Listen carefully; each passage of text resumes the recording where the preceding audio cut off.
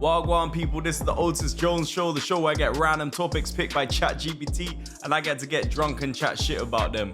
I couldn't get a guest in, so the next 2 episodes are just gonna be just me, but it's Christmas time, no one's about. You wanna fight me? By the way, this is coming out in like a month, so yeah, bruv, you man are probably over Christmas now on your little puss, yo, dry Januaries. Nah, I'm gonna stop drinking soon, bruv. I was thinking about this the other day, bruv. The organ is the only part of your body. No, the liver is the only organ in the body that apparently completely repairs itself. So what I'm doing from maybe 2 years time where I can get like consistent good guessing every single week where I don't have to drink. Cause I only really need to drink when I'm doing episodes by myself cause I just like saying wild shit. But yeah, in a couple years, I'm gonna do it from that point on where I just do 6 months on, 6 months off drinking. I'm thinking like January to June, just completely sober, just fucking focused, locked in, comedy thing, career thing. Then fat holiday in June, then wave for the rest of the year. Still have a wave on Christmas and then straight back to it. Every year, bruv. Get healthy. First topic. It's giving me 2 topics. Oh shit. Turn that ice machine off, bruv. I'm not even using ice, bruv. I've just got it making ice for no reason, bruv. Meanwhile, I'm trying to save energy with the ChatGPT thing and I'm ruining the thing. Shh. A Japanese train company issued a formal public apology because one of its trains departed 20 seconds early. So yeah, upsets customers because they expected absolute punctuality and apparently the apology was longer than the delay itself. Yo, all of my OG Otis Jones Show fans, bruv, you remember like first episodes of this show, bruv, AI used to be obsessed with Japan, just Japanese topics every time. It's good to go back to the old ways. So basically, this still doesn't make sense though, because it's saying it departed 20 seconds early, but then later on it says longer than the delay itself. So how's it delayed but early at the same time, bruv? All I'm saying is, 20-second delay, look, Japan, I don't know your culture, I don't know shit, but relax, bruv. If it's a 20-second delay, relax. 20 seconds early, I'm completely on your side, bruv. Brother, I'll be running for trains sometimes. If there's a 21:46 train and it leaves at 21:45 and 40 seconds, I'm pissed, bruv. And I'm complaining. So that's not even a Japanese thing. I looked at the analytics. A lot of people that watch this aren't from the UK. So in the UK during COVID, yeah, basically we had these apps, and if you caught COVID, you would report yourself on the app, and then everyone else that had the app, whenever they'd come within a certain distance of you, you'd get like an alarm on the app, just being like, oh, you passed someone with COVID at this time. And then it would like go to other people and be like, yo, you passed someone who passed someone with COVID at this time. And yeah, basically, anytime a train conductor had that alarm, they had 2 weeks off. So basically, every time someone was on a train who might have COVID, the train conductor got 2 weeks off. Trains were not running for years, bruv. It was so hard to get anywhere. There was like 1 train a day to wherever the fuck. Certain man had to stop like halfway, quarter through their journey, bruv. They had to get off and like the train conductors were like, that's me done. Oh, nice, you booked me for a gig in Bournemouth tomorrow. Yeah, I'll be there Wednesday. Bruv, shout out to Bournemouth. This is the first time I met the legend Heskey. Speaking of which, February 7th, catch me and Heskey live in the Flex, opening for Richard Blackwood. February 7th, Southampton. Be there or you're a dickhead. I like a hard sell. Be there or kill yourself. Anyway, yeah, first time I meet Heskey, he books me for this like free gig in Bournemouth. I'll roll through. Bournemouth's beautiful in the summer, by the way. Anywhere with palm trees, like you've sold me. So I pull up. Oh yeah, it's actually my birthday as well. Bruv, I'm a committed guy, bruv. Free gigs on my birthday, that's what I'm about. I pulled up to Bournemouth like prime Semenyo, bruv. I was there. Who's texting me? I do great. And then I'm like, cool. I still got time for the last train. So I have a couple drink with the comedians, and then I'm just like, all right, cool, time to get my train. I don't know what happened. I was drunk. I fucked up the way home, like was not looking at Google Maps properly, missed the train. I saw that there's a train to Southampton, and then there's a train back from Southampton at 3 a.m. So I'm like, boom, Vibes in Southampton until 3 a.m. Get the train. I'm doing my thing, innit? When I tell you I'm stranded in Southampton on my birthday, I said I'm hitting the club. Don't give a shit. I was in there, copped a little bottle on my birthday, had a great time, can't lie, bruv.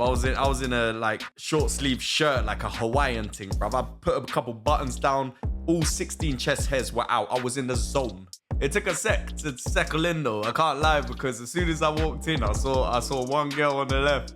I was like, yo, like trying to drop her some riz, and she just went straight up to me. She was like, she was in her VIP section. She was like, I'm sorry, are you VIP? And then I was waved off. So instead of like having a witty comeback, I was like, no, but I bought a bottle though. So anyway, I'm having a sick time. I see a bunch of man them. I'm just like, I just become friends with them. We're partying, we're having a good time.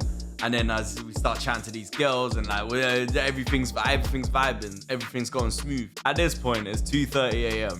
Obviously, my train's at 3. I'm chatting to a girl and like she's feeling me, and I'm just telling her the situation, and I'm just like, yeah, man, I just got stuck here, so like my train's at 3, blah blah blah. And she just looks at me dead in the eye and she just goes, well, if you play your cards right, you might not need to go home tonight. And I just looked at her, looked at my watch, and said, see, the problem is I'm not gonna play my cards right. I will say something fucked up.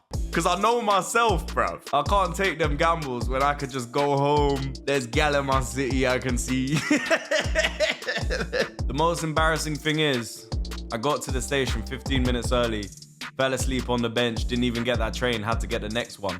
Yo, I remember when I woke up as well, the next train was in half an hour. So I deliverooed a crate of Thatcher's Haze to the train station.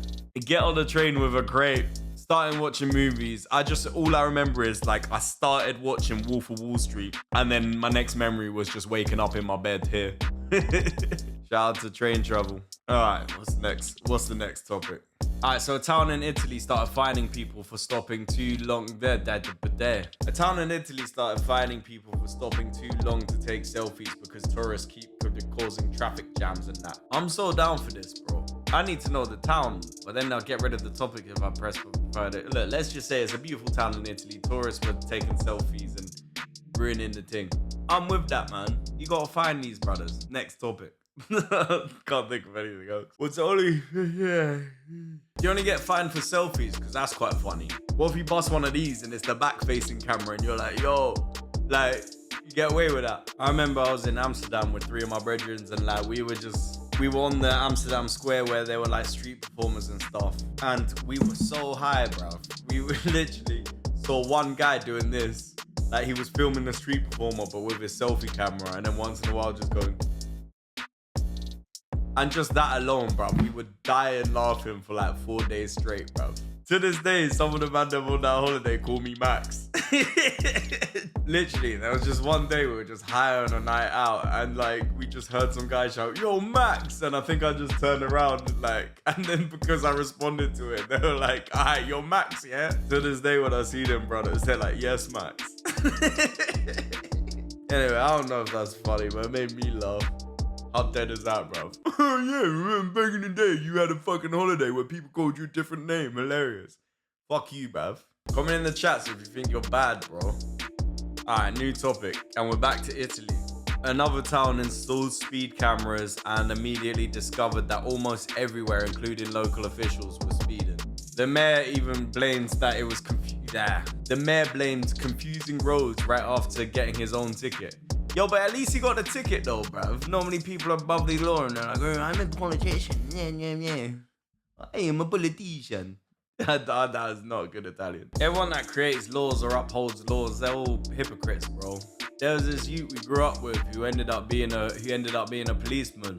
And you know how policemen always deny that they got like a quota that they got to hit for arrests. Then by the end of the month, them man start wilding, bruv. He used to always go up to the man them like that he knew that were like smoking weed, and then like obviously like the man them would try and like hide the thing, and then he'll be like, oh, you don't have to hide that from me, bro. And I kept telling the man them, I was like, bro, we call him at the right time of the month, innit? I've spoken a bit about racism that I've experienced from police, but this specific story is my bad. Basically, as a young black man in the 2000s, you got followed every time you went into Tesco. this song was following me, and I just had enough. I wasn't in the mood that day, so I started cussing him out. And then as I'm like storming out the shop, I think there's a bunch of like free leaflets by the door. So I'm like making a point like, oh, guess what? I'm stealing these, thinking they're free, like trying to make a dumb point. I roll out, and then as I like look back as I'm going down the street, he just walks outside and just grabs some next mixed race don. Shout out Johan. And like grabs him. I don't even know Johan knows about this. But yeah, like, so he just grabs Johan, and Johan's like, what the fuck? I didn't even do anything, bro. He thinks Johan's me. Anyway, I'm like, yo, that's wild. Why did he grab Johan? I look at what I grabbed, bruv. I grabbed calling cards, bro.